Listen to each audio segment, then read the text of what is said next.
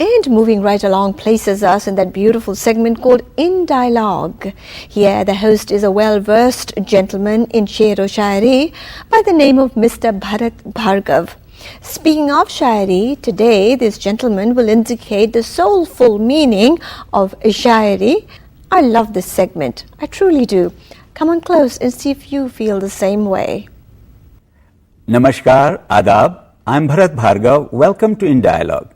Today I'm presenting the first part of our proposed series, Enjoying Ghazal. Ghazal, as you know, is one of the most fascinating forms of poetry, and thanks, among others, to Marhoom Mehndi Hasan Sahab and Swargi Jagjit Ji, Ghazals have reached all of us, and in such delightful ways. What I have found is that while Ghazal gives tremendous joy to millions of us, the amazement and admiration of non-Urdu speaking music lovers increases manifold when they understand the meaning of the ash'ar or the shares. So my purpose is to try to remove the mystery of Ghazals without sacrificing their magic. A Ghazal is a lover's conversation with the beloved in poetic form. Generally, it is not about a joyful love, but a poet's one-sided love in which he knows that his love is actually unattainable. This may be so because of the restrictions of the society, or because she does not love him, or maybe she does not even know that the Shair Mian is in love with her.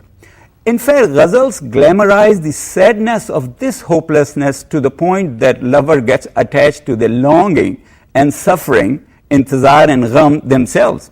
वो कहते हैं जो मज़ा इंतज़ार में है वो ना वस्ले यार में है. They also say कहीं वो आके मिटा न दें इंतज़ार का लुत्फ़ कहीं कबूल ना हो जाए इल्तिजा मेरी. It is fascinating how even while in pain the Shair displays such an amazing wit that can make you laugh as well as cry. As for crying, my wife Yog tells me that there is no use in watching a Hindi movie if it does not make you cry. The crying she talks about is for the suffering of the characters. In the case of Ghazals, I get choked up not at the suffering of the Shair, but with the head-spinning way in which he describes it. For example, we have all heard the all-time master Ghalib Saab's Ghazal, ये न थी हमारी किस्मत के विसाल यार होता, अगर और जीते रहते यूं ही इंतजार होता. Well, that's fine. We already know that lifelong intizar is lover's fate in Shairi. Now listen to the next share of this Ghazal. In this one, there is a word atbar, meaning believing what someone promised you. तो कहते हैं, तेरे वादे पर जिए हम तो ये जान झूठ जाना. If you think I'm alive on the basis of your promise, know that you're wrong. कि खुशी से मरना जाते अगर एतबार होता. Today, I'd like to focus on some fundamentals of Urdu, the language of Ghazal. These fundamentals are not very complicated, and it is surprising how knowing them can greatly enhance the understanding of the beauty of your favorite Ghazals. One thing before I start, I'm not a scholar in this field by any means, only an incorrigible admirer. I also plan to keep my explanations simple for our immediate purposes. As you know, we have a wide range of viewers. Finally, I hope not to say anything controversial. However, I do seek forgiveness of those who might catch my khamiyan or gustakhiyan. So let's delve into Urdu. Urdu is short for zubaan Urdu, meaning the language of the camp, from the Turkish word camp, Urdu. Because Urdu evolved as the military men from different linguistic backgrounds found their way of communicating with each other. Urdu is the national language of Pakistan, and in India it is also an official language of UP, AP, Delhi, Bihar, West Bengal, as well as Jammu and Kashmir. First of all, we know that Urdu is written in Khat-e-Nastaliq, meaning Persian calligraphy, whereas Hindi is written in Devanagari. In my teenage days, I also read Urdu poems written in Devanagari.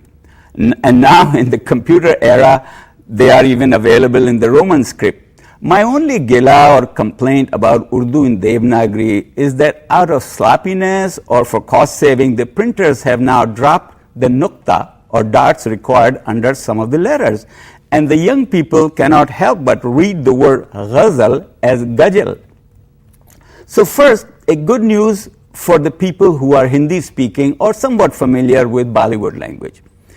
Interestingly, in India, the Bollywood movies are considered to be in Hindi, and in Pakistan, they are considered to be in Urdu. And that's just fine, because the day-to-day language in Delhi and Karachi are just about the same. Some 800 years ago, Amir Khusro called this language Dehlvi or Hindvi.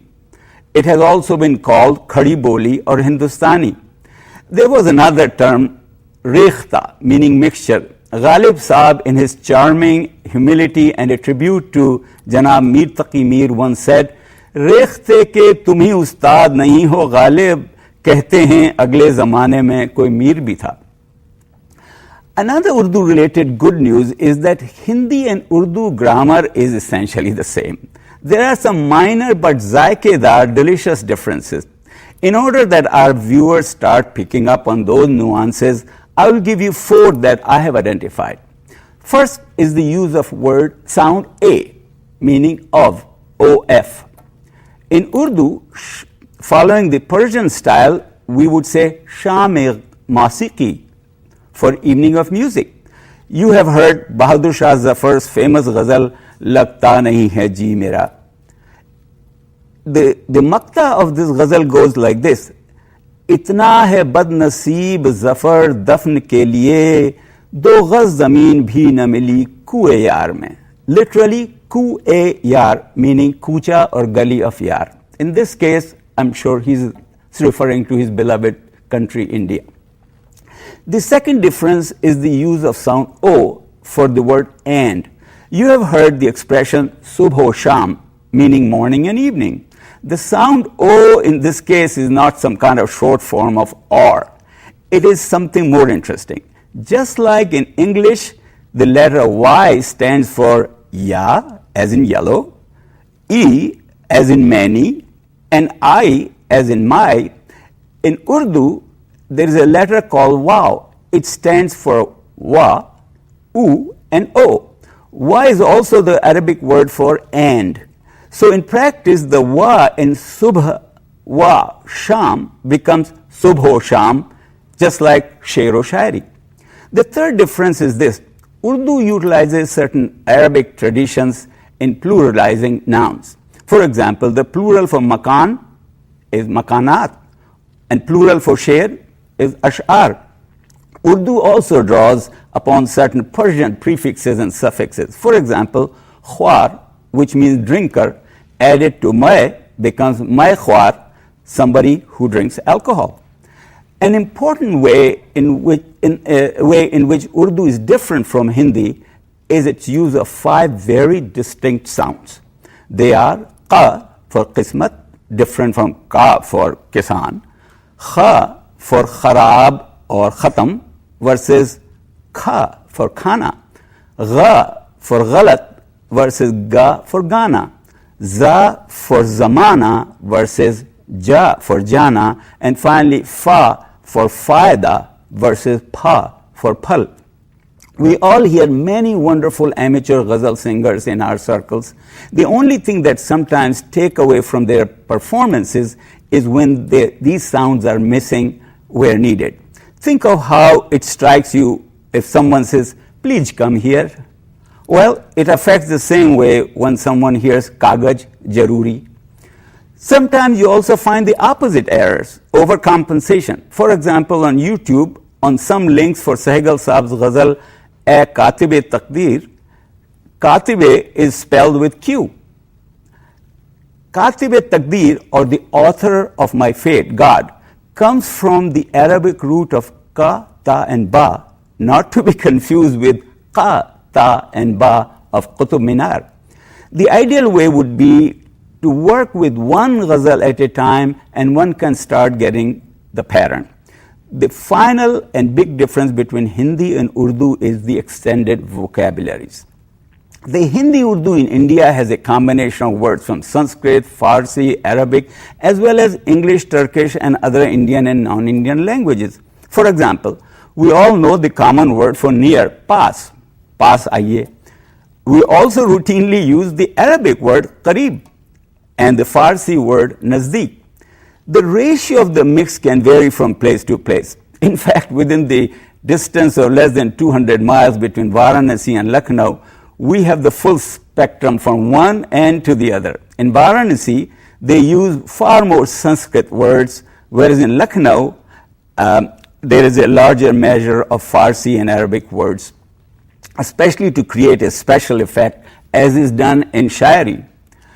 Take, for example, my made-up sentence, आप यहाँ बैठिए, अगर आप कहें तो मैं madam से पूछ के आता हूं कि साहब कब आएंगे. In Lucknow, especially for effect, one could say, आप यहाँ तशरीफ रखिए और आप फरमाएं तो मैं बेगम साहिबा से दरियाफ्त कर सकता हूं कि हुजूर की वापसी कब होगी, or something like that.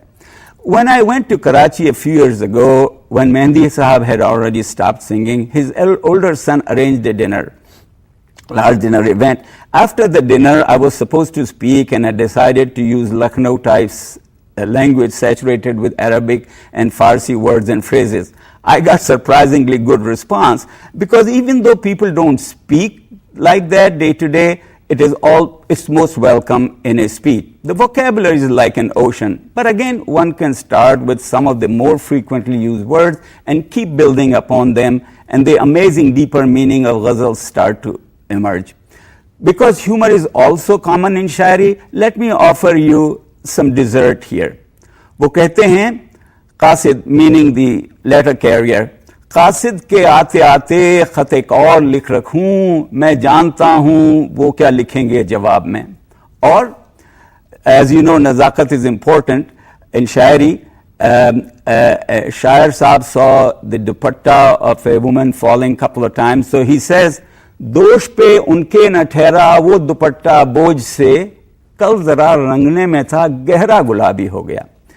Finally, Akbar Allahabadi wrote something like this 100 years ago. बेपर्दा नजर जो आई कल चंद बीबियां, अकबर जमी में गैर ते कौमी से गड़ गया, पूछा जो उनसे आपका पर्दा कहाँ गया, बोली कि अक्ल पे मर्दों की पड़ गया. Thank you very much for joining in dialogue. Bharat Bhargava को इजाजत दें. ये थोड़ा सा एक्सपेरिमेंट था. Do give us your advice for the future via bharatbhargav@indialogue.net. Spelling पर जरूर गौर करें. Have a wonderful day.